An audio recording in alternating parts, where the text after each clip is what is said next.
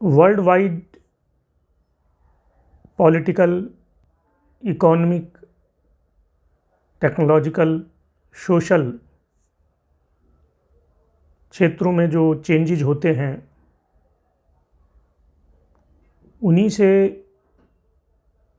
Mega trend decide होते हैं।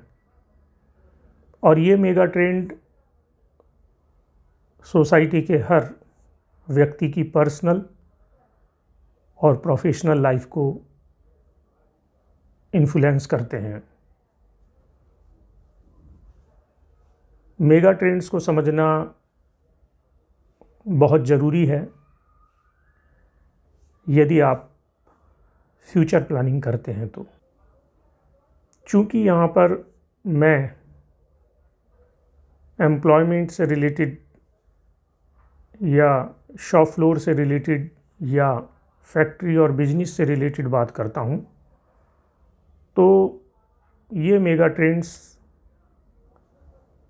Employment को, लोगों के वर्क स्टाइल को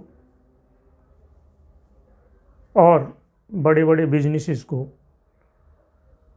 बड़े ढंग से प्रभावित करते हैं। अगर हम मेगा ट्रेंड के एग्जाम्पल की बात करें तो इंडस्ट्री 4.0 रिवॉल्यूशन इसी तरह का एक मेगा ट्रेंड है। ई कॉमर्स एक मेगा ट्रेंड है। किसी वक्त में mass production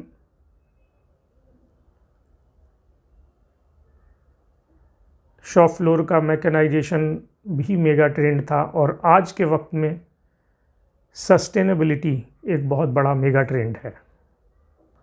in mega trends की वजह से सोसाइटी के हर वर्ग, जैसे स्टूडेंट्स, एम्प्लॉई, बिजनेसमैन, हाउसवाइफ, सभी के जीवन में ये मेगा ट्रेंड्स चैलेंज पैदा करते हैं। अगर हम इन मेगा ट्रेंड्स को ओवरलुक करेंगे तो हो सकता है कि हम भविष्य की कोई बहुत बड़ी अपॉर्चुनिटी को मिस कर दें। अगर आज के वक्त में हम बात कर दें तो स्टार्टअप भी एक बहुत बड़े मेगा ट्रेंड्स में है वर्ल्ड वाइड। मैं यहाँ पर 3 कंपनियों की बात करूँगा, कोडैक, जनरल मोटर और नोकिया। अपने वक्त में ये तीनों कंपनियाँ वर्ल्ड वाइड होने वाले परिवर्तन को नहीं समझ पाईं, यानी कि ये अपने वक्त के मेगा ट्रेंड्स को समझने में फेल हो गईं और इसीलिए ये कंपनियां फ्लॉप हो गईं। वास्तव में देखा जाए तो ये mega trends world wide population को इम्पैक्ट करते हैं और इन मेगा ट्रेंड्स के बेस पर सोसाइटी के हर आदमी को अपने काम करने के तरीके को और अपनी सोच को चेंज करना पड़ता है। हार्वर्ड बिजनेस रिव्यू के अनुसार पास्ट में मैन्युफैक्चरिंग के अंदर mass production, IT revolution, quality movement और ग्लोबलाइजेशन ये बहुत बड़े मेगा ट्रेंड्स के रूप में थे। पर अगर हम वर्तमान की बात करें तो मैन्युफैक्चरिंग में शॉप फ्लोर के ऊपर सस्टेनेबिलिटी एक बहुत बड़े मेगा ट्रेंड के रूप में उभर रहा है। सस्टेनेबल मैन्युफैक्चरिंग आगे आने वाले वक्त में एक बहुत बड़ा मेगा ट्रेंड होगी और जो बिजनेस को बहुत बड़े ढंग से प्रभावित करेगी।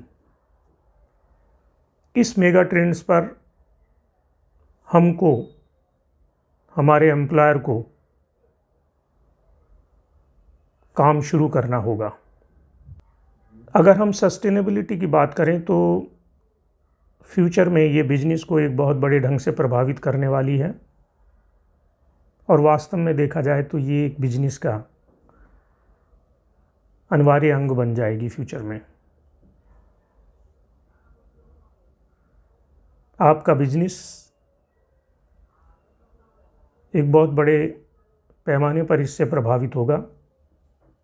फ्यूचर में कस्टमर सस्टेनेबल मैन्युफैक्चरिंग करने वाली कंपनी से ही डील करना चाहेगा, उन्हीं के प्रोडक्ट को लेगा वो। आज के वक्त में ये चीज़ समझना मुश्किल है, पर फ्यूचर में हम देखेंगे कि वही कंपनी अपने प्रोडक्ट, अपने मार्केट बेस को बढ़ा पाएंगी, बेच पाएंगी, जो कस्टमर को